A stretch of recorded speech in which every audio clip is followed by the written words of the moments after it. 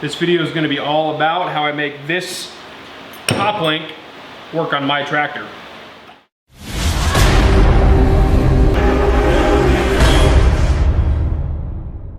So I've had my tractor for about 4 years, and in that time I have managed to damage and pretty much break this original top link.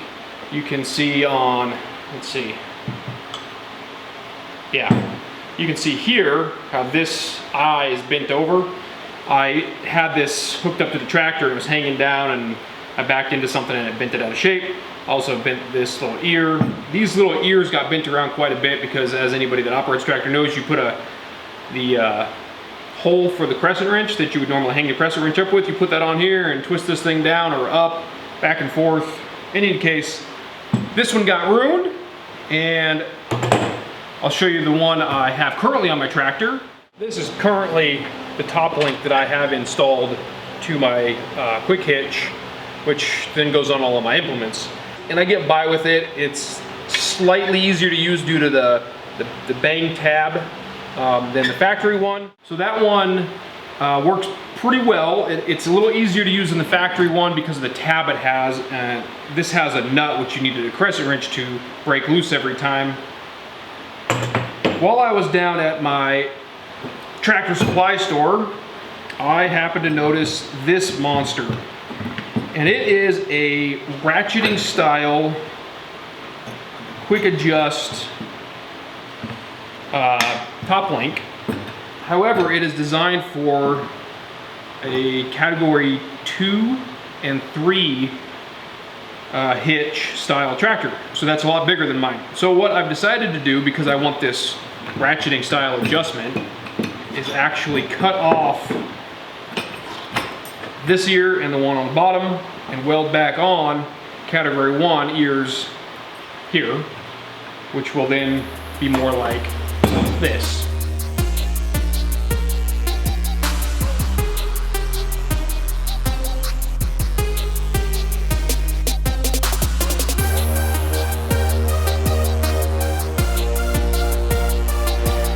So that's one end.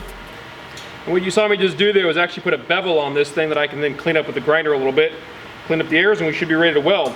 We have removed the ends, beveled the turnbuckle,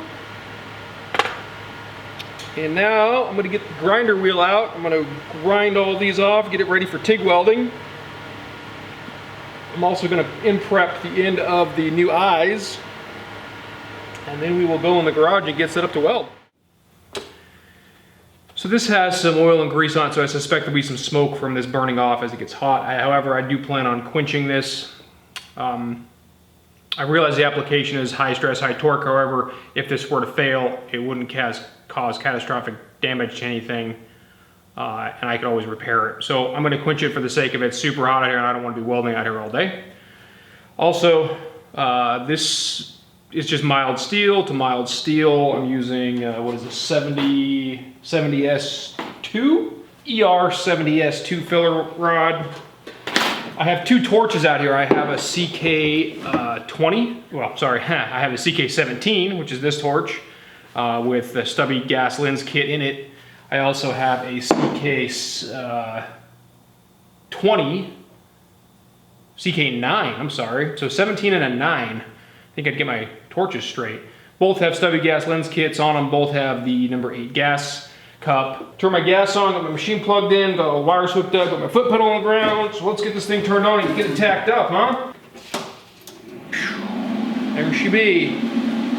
So let me get these heavy MIG gloves off. They got grease all over. I'm gonna grab a pair of TIG gloves. I'm gonna try and tack this at, I'm gonna crank, so my start amps are 25. We're gonna crank it to 200 because I have a foot pedal. End amps are 25. We're on TIG, we're on DC, 2T, straight polarity, no pulse. Let's see what the argon flow is. We're at about 17 CFH, cubic feet per minute, cubic feet per hour. With the foot pedal, and I am left-handed, of course. And I got all that set up, ready to tack. Guess what? My hood's over there. Give me a second. All right, I'm back. Lower my seat down a little bit here, get comfortable. Torch on. And this thing should ground. I'm gonna go ahead and light off on the edge of this thing to make sure.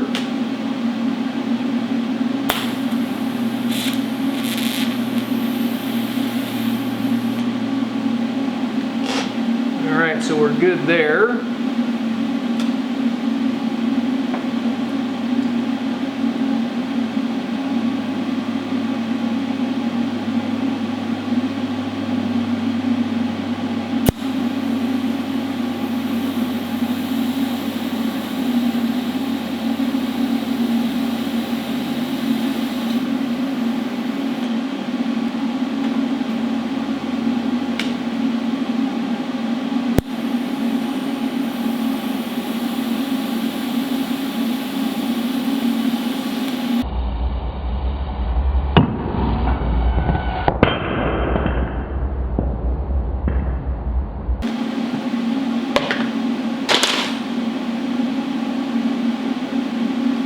Well, that didn't go very well.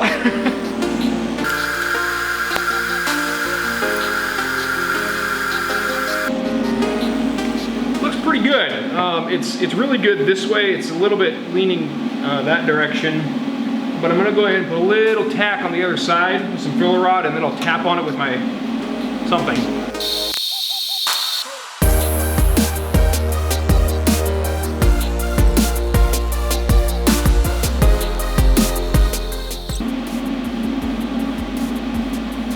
Looks pretty good this way, and actually it looks really good that way also. So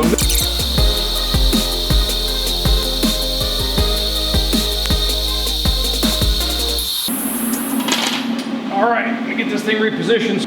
Well, I'm gonna go ahead and put a couple of beads on here, and I will keep you guys posted as I go. I think I probably should go put my welding coat on, but we'll see how it goes. I might regret this later.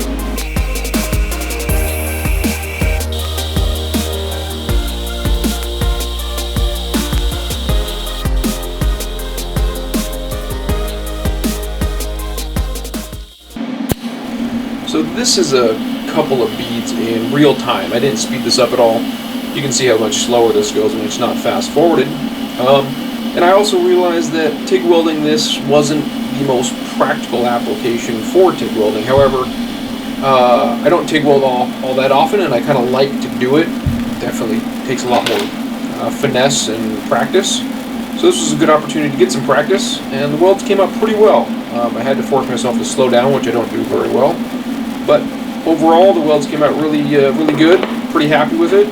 Don't suspect I'll have any problems with these welds in the future, because I put a huge amount of reinforcement on both ends.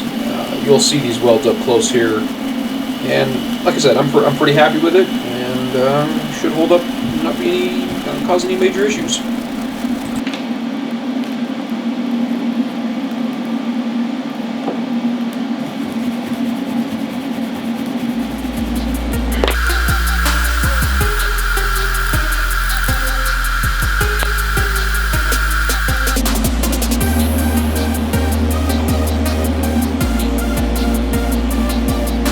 So I really just smoked the crap out of that thing.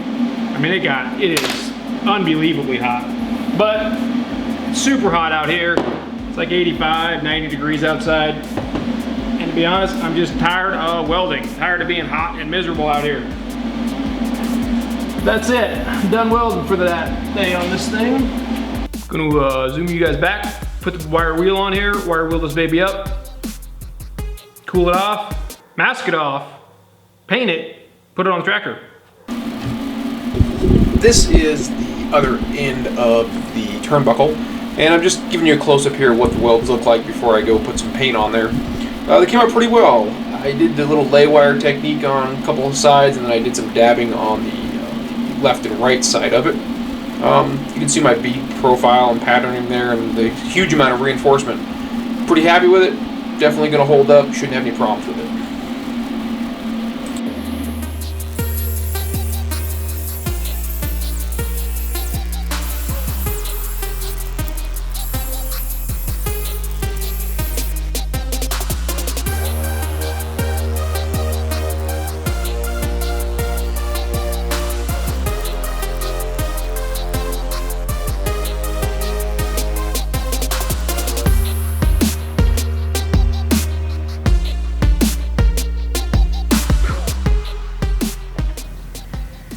tack, you could use another coat of paint, but we're gonna go get it installed so you guys can take a look at what it looks like. Let's go do that.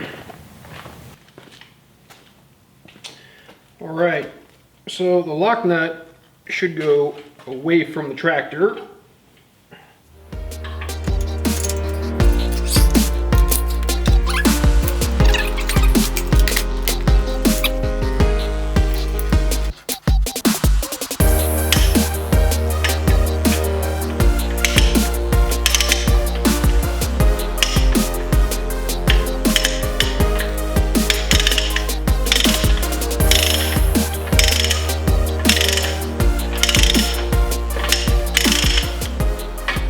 Idea how it works, right? It ratchets. I should, if this is under load with like a box scraper sitting on it, I should be able to reach over the back seat and actually operate this without having to get off the tractor.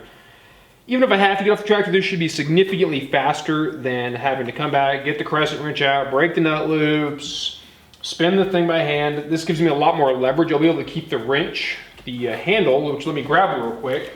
So this handle is actually designed to go in here and operate, right? The throw's kind of limited right here and here, so I don't think I'll end up using that, or if I do, I'm probably going to cut it down pretty significantly, because even as it is, well, I guess it will fit in the toolbox, but it does operate pretty well down here though, so.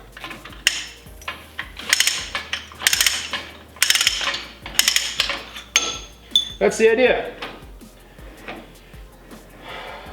I suspect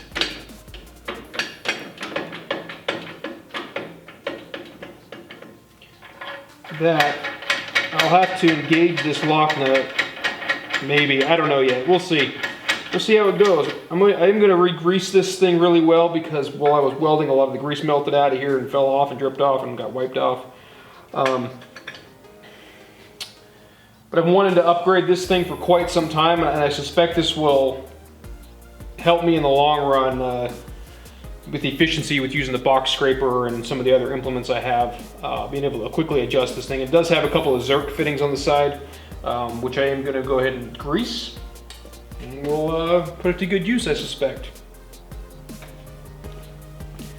Well, that wraps up this modification of the tractor. That was a Acme thread style top link that I picked up at Tractor Supply. I looked online for these and I found them, but they weighed so much that the shipping outweighed the price savings I was going to get by getting it online. It did cost about $80 at Tractor Supply.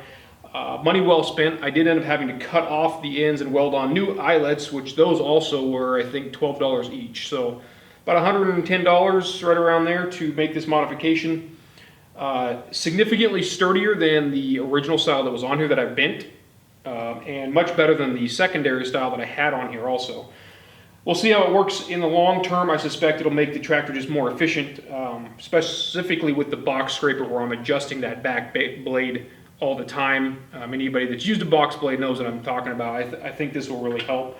And I went this route instead of going the hydraulic top link route because, well, this was just a heck of a lot easier and a lot cheaper in the long run. I do eventually want to route some remote hydraulics back here, but that's way down the line, and that's probably, to be honest, down the line when I get one size bigger tractor. This should be more than adequate for what I need to do, and it should just make me a little bit more efficient on the tractor. In any case, I appreciate you guys watching. If you haven't hit that subscribe button, I'd really appreciate it if you would. Make sure you hit the like button, that always helps me out. Go ahead and check out some of these other links. I've got my land plane modifications here. We're using that on the driveway. I'm going to have the tractor series of videos over here to the right. Definitely hit the subscribe button. That's a good one there. And maybe check out the what is the best implement video. Appreciate you guys watching. Hope you got something out of this.